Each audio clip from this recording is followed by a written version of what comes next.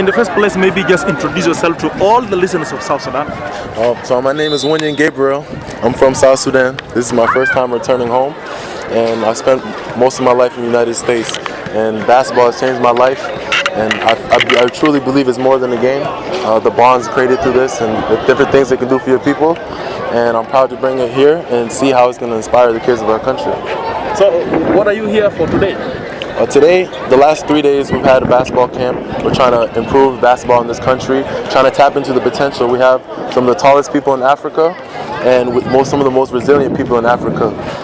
We're just lacking resources and opportunity, but we don't lack the talent. And I think for these kids to see that someone that's like them, that's made it to the next level, I think it's important for them to believe that they can make it as well. And so they can give their all into this sport and know that there's a lot of love that comes with this sport. And do you think you have achieved your mission? I believe I've overachieved on this mission. I didn't come with high expectations. I just came here to see how it was here at first. It was just an initiative. There wasn't too much outside support. All I have is the people in the country here that supported me. So everything you see here came from the people that were here. I didn't come here with a lot. I just came here with an idea and a mission and a vision, and a vision to grow this country. I believe that all of us who are refugees and even the people who are here that are all around, who are South Sudanese, it's our responsibility to build this country. Our people, this land was not free. We fought for this land. We paid the price in blood. And now it's our turn to build this country and take care of it. When did you leave South Sudan, by the way? Tell us. I was a child. I was born in Khartoum. After 5 months, I moved to Egypt. And in Cairo, 2 years later, we came into the United States. And that's where I grew up.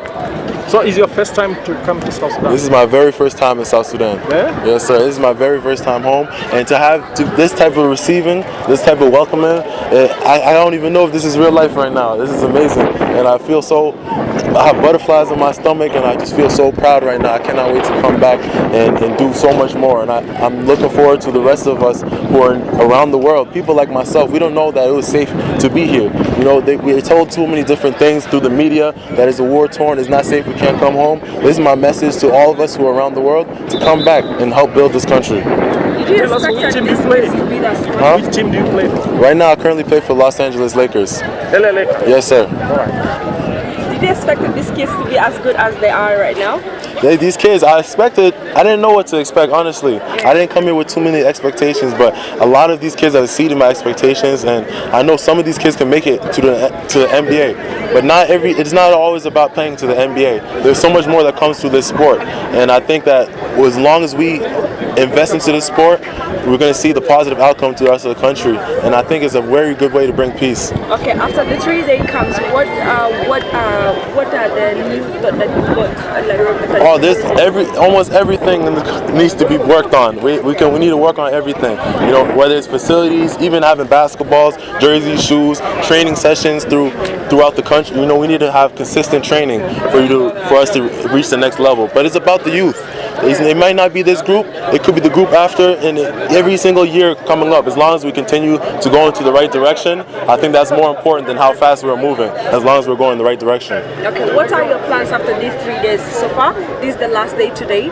What are your next plans after today? Well, personally, I'm going to go visit the Mangala refugee camp and then another refugee camp nearby. And then towards the end of the week, I'm going to go back to my hometown for the first time in Rumbek, and that's where I'm from, the Lake State. So I'm going to see there for my first time. So when I come back here, I know my first mission, I need to build a court in Rumbek, and there's plenty of things that we need to do here. So I'm going to regroup with my team, and we're going to look at how we're going to attack this and how we're going to build. Okay, with the plans that you people as Rose leaders and as well Eli and when you're in camp, have you guys achieved whatever you came through, like through these 3 days? Yes, we've definitely achieved that. I came here with my good friend Majak Winyan, we grew up with. He does grassroots, and he deals with the young Sudanese kids in America, and that's how this started. You know, I helped support him with that, and then we came here with Jacob Idra, and he works with Ross Leaders. He was the founder of that, and it helps kids with a lot of the off-the-court things in America, because a lot of times, when we're done playing, kids don't know what to do after that. So that's another program that we look to focus on mental health, different things of financial literacy, trying to get into school and different things like that for the kids. So I think everything we do is by investing into the youth, because they're the future, they're the ones that are going to build this country. Okay. With the camp and all stuff, have they like that mindset you came with from the US and whatever you found on the ground? Like, is it much different? I mean, it's different, but these kids, when I came here, I don't know who exactly was working with them, but these kids were already very disciplined. These kids, they don't complain, and they work very hard. That's a recipe for success. We come over here with the different tactics on how to teach them to do it the right way. I see nothing but success coming in the future. Okay, today you start greeting people, and you start with people with disability, and everybody was happy with you when you start greeting them. What was your feeling? I mean, it's a surreal feeling. Even the last few years of my life, it's been a lot of things happening that, like, seeing God has been blessing me, and this just feels like one of the biggest blessings God's have done. Even more, I almost feel like I want to cry with tears of joy. I mean, even the First Lady is here today, and I feel so proud of my country and my people, and I see that they're proud of me too. It makes me want to go back and work even 100 times harder. So that's how I feel. That's why I wanted to go greet everybody, see everybody, learn their names, and know that we're all family. We all look the same. When I go to America, I feel exiled sometimes. You know, they look at me like I'm really dark or I'm tall. People look at me like I'm very different. When I come here, we all look the same, and it feels like I'm at home. Thank you very much. Thank you. And You're welcome. we will talk again.